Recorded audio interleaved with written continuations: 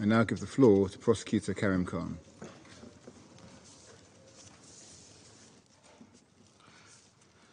Mr. President, thank you for the opportunity that you provided me to brief the Council once again today. And I'd also like to express my gratitude to the Permanent Representative of Sudan for the opportunity that I had yesterday to meet with him as well. Mr. President, Excellencies, it's 90 days now, 90 days from the 15th of April, when fighting erupted between the RSF, the Rapid Support Force, and the Sudanese Armed Forces. And that conflict, that engagement has spilled out of Khartoum to engulf much of Sudan. Certainly it is felt by the people of Darfur. And the simple truth is that we are, in this Council and in the world, as we see increasing reports, in peril of allowing history to repeat itself. The same miserable history that compelled this Council in 2005 to refer this Darfur situation to the ICC. As we speak, there are women and children, boys and girls, old and young, in fear of their lives, living with uncertainty, in the midst of conflict, and as their homes are burnt, many, as we speak, will not know what the night will bring and what fate awaits them tomorrow. This is not hyperbole or polemics. It's the result of an objective assessment from myriad sources. Just today, Mr. President, the Office of the High Commissioner for Human Rights released a report which detailed allegations concerning the killing of 87 ethnic Masalit, allegedly by the RSF and members of their allied militia in West Darfur. We are investigating those allegations. We are, by any analysis, not on the precipice of a human catastrophe, but in the very midst of one. It is occurring. And it's my analysis and my prayer and advice that we must act urgently, collectively, to protect the most vulnerable. If this oft-repeated phrase of never again is to mean anything, it must mean something here and now for the people of Darfur that have lived with this uncertainty and pain and the scars of conflict for almost 2 decades. With respect to the role of my office, I do wish to be very clear that our mandate pursuant to Security Council Resolution 1593 is ongoing with respect of crimes within our jurisdiction, the crimes of genocide, crimes against humanity, and war crimes. And any individual who is found to be committing those crimes within our jurisdictions will be investigated. And depending upon assessments by the independent judges of the ICC, we will strain every sinew and leave no stone unturned to ensure that they are held accountable in fair and independent trials. We have already started investigating, as I said, and Mr. President and Excellencies, I do want to be clear and send a clear message to every belligerent, every commander, every foot soldier who has a gun or believes that they have power to do what they want, that targeting civilians, individuals, targeting their homes, targeting their businesses, intentionally, particularly targeting children and women, are crimes prohibited by the Rome Statute. Attacks against schools, against humanitarian supplies, against humanitarian facilities must cease, because the harm that these types of activities are causing are so profound, they go beyond words. And I think that reality deserves us to pause for thought and contemplate the lot of those who are not in rooms or in chambers like this. This is a moment really, Mr. President, where we should really converge the Charter principles, the principles hard won at Nuremberg, their own statute obligations, and your own authority as a council that in 2005 made a determination that these acts represented a threat to international peace and security. And it applies not only in relation to acts committed in Sudan. Any individual that aids and abets, encourages or directs from outside Sudan crimes that may be committed in Darfur will also be investigated. This is a moment that really should cause some clarity in terms of where this is going, in terms of the legal options available, but also in terms of the moral responsibility and the legal responsibilities that we owe to people that feel invisible, that have felt invisible for almost 20 years, and who feel that the law and the pronouncements and resolutions from this council are not taken seriously and are not delivered to protect them, to be a shield from them, as the Charter requires.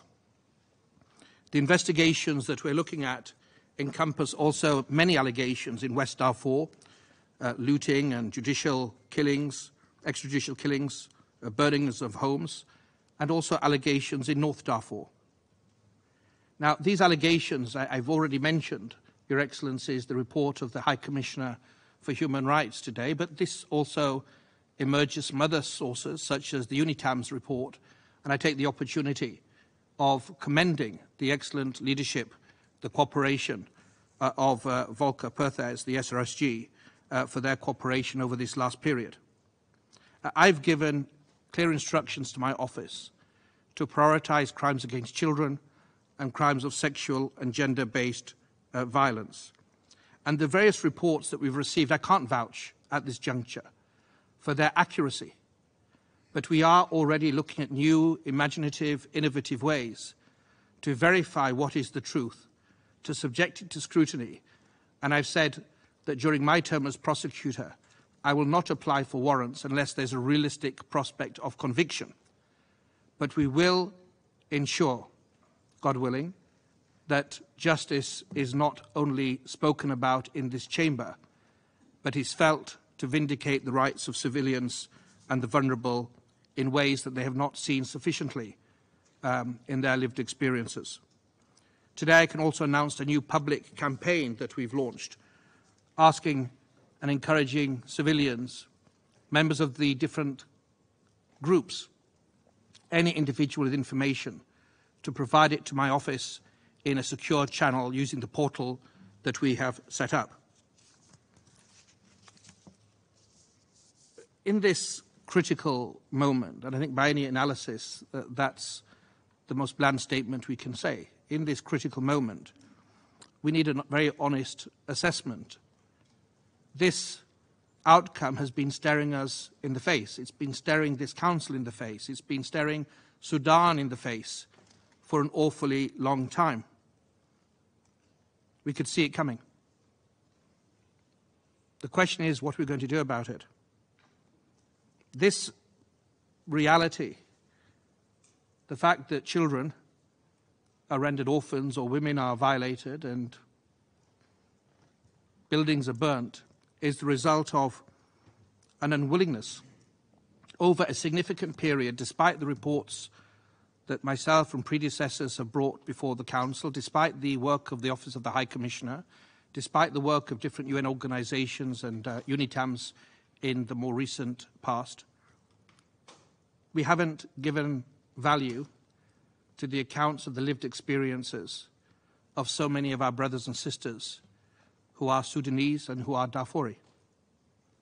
It stems, in my respectful view, from a fundamental failure to recognise that justice isn't simply required for upholding normative values and principles of public international law, not even to vindicate essential principles of the Charter, but for all those reasons, all those instruments speak to a fundamental reality that justice has to be and is a foundation for any prospect of sustainable peace and real security and stability.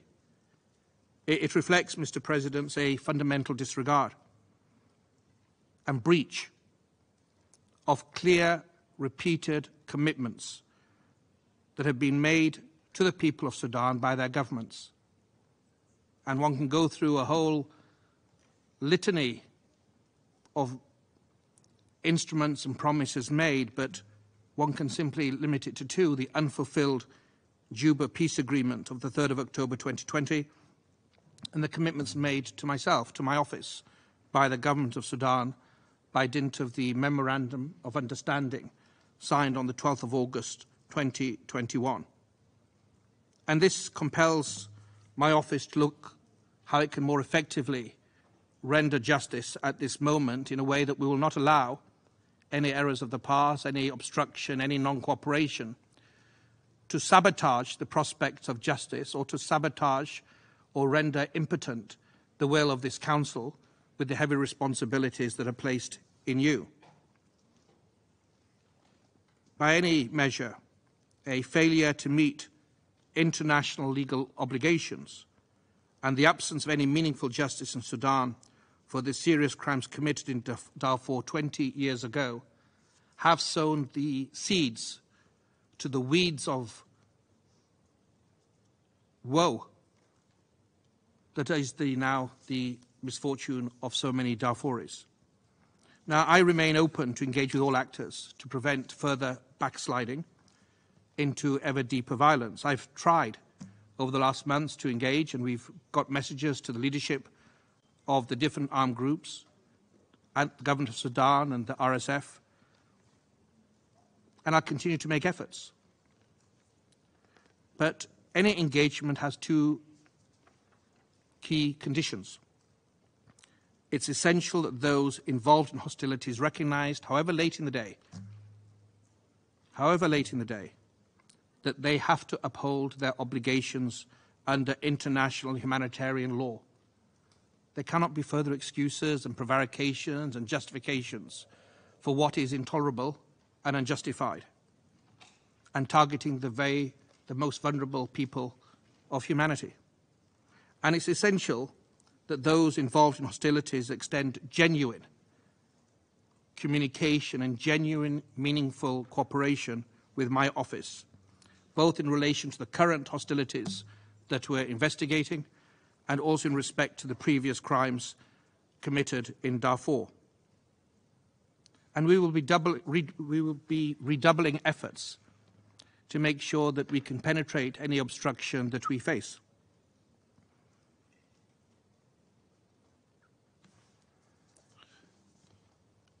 I think as the sky darkens over Darfur and, in fact, the people of Sudan, we must hold on to the light that justice can bring, not because of some blind hope or blind faith, but steered by determination, focus, and a decision to change things that we've seen in the past. And there has been hope. In the last 6 months, tremendous progress has been made in the ICC case regarding Ali Kushaib, Mr. Abdurrahman. And we've closed our case after presenting 81 witnesses that have been tested by the defense and have been heard by the judges of the ICC. And that's a key milestone. And I would like to take the opportunity to commend my team, the men and women of my office that have persevered in very difficult circumstances to discharge their responsibilities with honour and with integrity and in an extraordinarily efficient manner. And the voice of victims has been heard. Recently, victims called by the legal representatives of the victims have been heard before the court. And they have been yearning for 20 years for an opportunity to present their views. And one example, if I may, is worth repeating because it speaks both to their misery of the last 20 years, but also it speaks to what is befalling them now. And the words of one witness, I will repeat with your permission, and I quote, he said, "I would like to say that we like justice and we want justice. We want that all those who turned our lives into humiliation and suffering and exhaustion to be held accountable. We want those who destroyed us to be held accountable. These people destroyed our future and the future of our generations. And in this moment, I am presenting to you my voice and the voice of all Darfurian refugees present everywhere around the world. I would like to tell you that we want peace. We want to return to our homeland. It's enough now. Mr. President, how could anybody be more eloquent, sincere and simple than that individual who spoke understandable truths? He is right. It is enough now by any benchmark and by any metric. And the power of that testimony, its tragic relevance today, underlines the fact that the trial of Mr. Abdurrahman, despite all the difficulties, continues to make progress despite the current increased hostilities. And I'm pleased that because of the excellent trial management by the judges of the ICC, this has been the most effective, the most efficient trial in the history of the court. But we've got to make sure that it can come to a conclusion. And I call upon the government of Sudan to join me to provide every assistance to the defense, every assistance to the legal representatives of the victims, every assistance to the court, so that that trial can come to a final determination after an assessment by the judges of the ICC. But we need to show that we're delivering more than words and promises. We need to show demonstrable action. And I've said this is going to be determined not only by the potency and the effectiveness of investigations, not even by the issuance of arrest warrants if judges of the ICC scrutinize any applications we present and are compelled to issue those warrants. But we need to see actual justice in court to separate truth from fiction and to give confidence to the people of Darfur that their lives mean something at all, and that what took place is going to be justiciable. I have said, Mr. President, repeatedly to this Council that I do not want these Security Council referrals to be never-ending stories. I have tried to engage with the government of Sudan with roadmaps, with different options, to make sure that justice in any forum is delivered in a way that can satisfy the objectives of the Council and the demands of justice.